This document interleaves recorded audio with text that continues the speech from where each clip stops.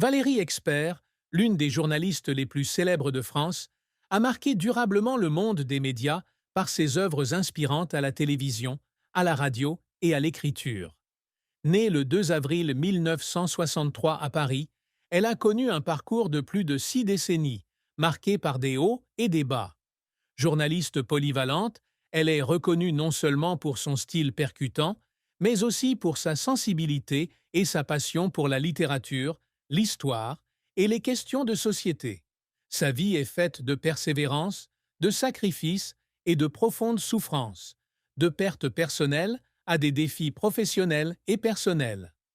À 62 ans, elle se souvient de son parcours avec fierté et regret, portant les cicatrices de ses expériences traumatisantes. Mère de 2 enfants et épouse du journaliste et écrivain Jacques Expert, elle a passé sa vie à concilier carrière et famille, mais a aussi été confrontée à des secrets et des souffrances que seuls ses proches connaissent. L'histoire de Valérie Expert n'est pas seulement celle d'une journaliste, mais aussi celle d'une femme qui s'est battue pour rester forte face aux tempêtes de la vie. La plus grande tristesse de la vie de Valérie Expert fut l'agression sexuelle qu'elle subit aux mains d'un réalisateur de télévision au début de sa carrière. Cela se produisit peu après le tournage de l'émission Frou Frou en 1993, alors qu'elle était une jeune journaliste enthousiaste. Après la fin tardive du tournage, elle et ses collègues furent contraintes de dîner avec un réalisateur de télévision.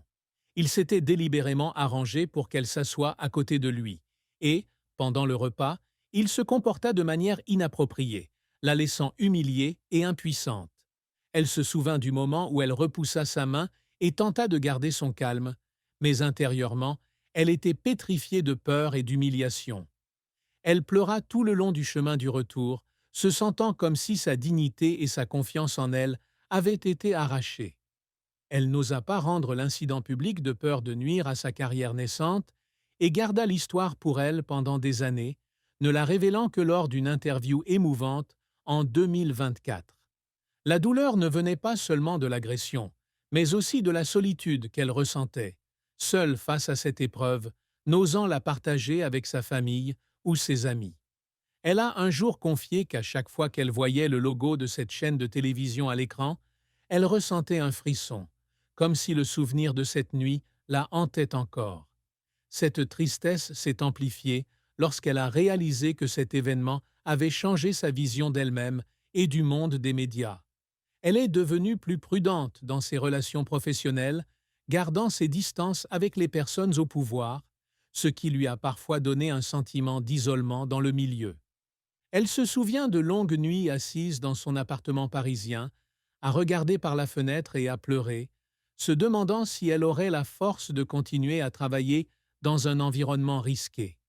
Cette douleur a influencé ses émissions ultérieures, où elle choisissait souvent des sujets comme les droits des femmes et la justice sociale, comme un moyen de guérir et d'aider les autres. Elle a un jour confié avoir eu l'impression d'avoir perdu une part de son innocence d'enfance, mais qu'elle avait transformé cette douleur en motivation pour devenir une journaliste plus forte, se battant pour ceux qui n'avaient pas voix au chapitre.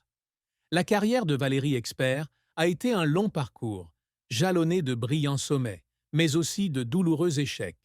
Issue d'une famille cultivée, avec son père Pierre, professeur de français, et sa mère Geneviève, elle passe la majeure partie de son enfance à Montréal, au Canada, où elle étudie au Collège Marie de France. À 18 ans, elle retourne à Paris et étudie le journalisme, obtenant une maîtrise de langue. Elle débute sa carrière dans la presse écrite, écrivant pour de petits magazines, mais en 1992, elle perce véritablement en rejoignant l'émission Frou Frou de Christine Bravo sur France 2. Son rôle de journaliste lui vaut d'être reconnue grâce à son style pointu et son charme naturel. Elle se souvient de l'époque où elle devait apprendre à réagir rapidement à la télévision et où elle pleurait dans la loge après un tournage stressant, non pas à cause de la pression, mais parce qu'elle était fière de se voir aimée du public. En 1995, elle rejoint TF1 comme rédactrice pour Combien ça coûte, une émission populaire présentée par Jean-Pierre Pernaut. Ce rôle lui a valu une large reconnaissance et elle est rapidement devenue un visage familier de la télévision française. En 1996, elle a présenté sa première émission solo, Parole d'expert, sur France 3, où elle a animé des débats sur des sujets de société et de culture. Cette émission a marqué une étape importante et l'a aidée à s'imposer comme journaliste et présentatrice. Elle se souvient du moment où elle s'est retenue, où elle